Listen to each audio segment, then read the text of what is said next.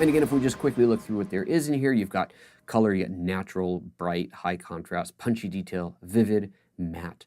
Under creative, there's some nice ones: desaturated contrast, cool light, turquoise and red, soft mist, vintage instant. That one's kind of nice. Warm contrast, flattened green, red lift matte. For some reason, I like this red lift matte one.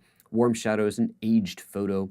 And then black and white, there's some nice black and white ones. Landscape, high contrast, punch, low contrast, flat, soft, infrared, selenium tone, sepia tone, and split tone. Okay, so, you know, with that, that's basically that. And you go, well, yay, could have figured that out on my own, right?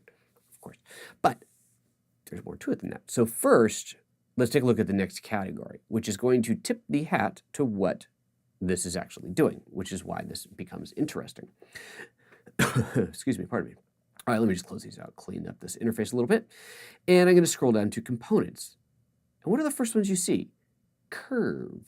Well, hold on a second here. There's no curves inside of Lightroom. What are they talking about here? Let's start at the bottom. You got some vignettes, yay. And you get grain, yay. And let's see, let's just take a look. If I scroll down here, where is the grain settings? Under effects, I think. No, clarity, effects, dehaze, vignette. There's the vignetting. Where is the grain? Detail, noise reduction. How about a grain? I know it's in here. Oh, there it is, grain. Okay, so there's the grain. So as I roll over these grain ones, you can see the grain settings, okay?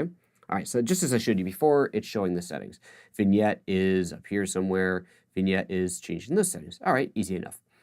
So then you can go, okay, well, curve. Hold on, it's doing some kind of curve. Where is it hiding? So there's something in there that it's manipulating to make it look like curves, to make it look like curves, right? So let's figure out what that is. Well, I'm going to scroll over these. And I don't see any sliders sliding there. So let's make sure it's go all the way to the bottom. Slides, no, nothing. Oops, make sure I'm only on curves. I got into grain there, not grain. Curves, no, nothing changing. Okay, let's scroll. Is there anything changing here? No, nothing changing. Scroll up to here. Nothing's changing.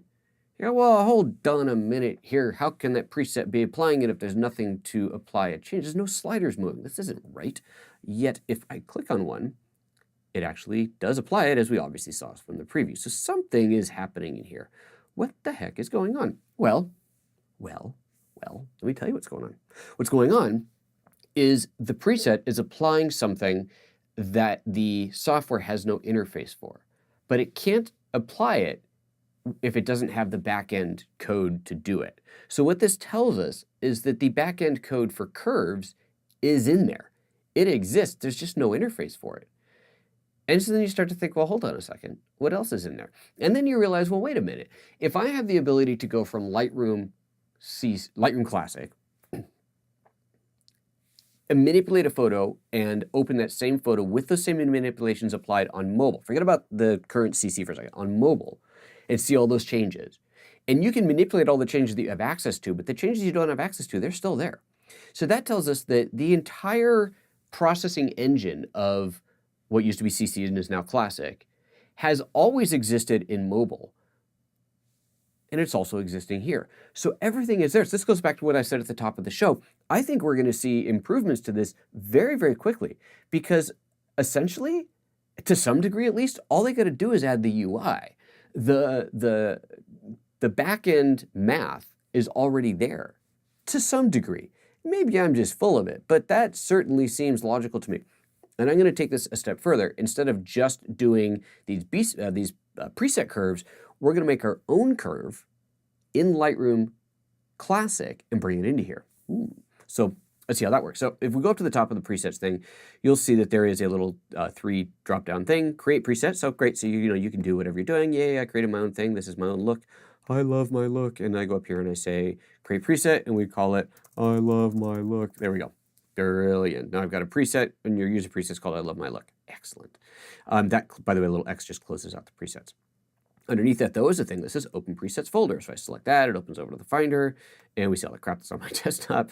And you see User Presets, I love my look. Okay, excellent. Very good. Well, hold on a second. Now let's see what else we can do. Let's open Lightroom Classic, shall we?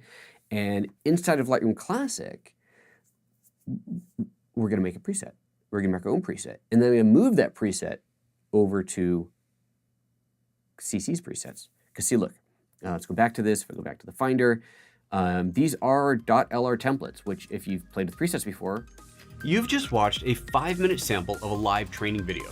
To see the rest of it, head to PhotoApps.Expert/live where you can purchase and download it, or sign up as a member.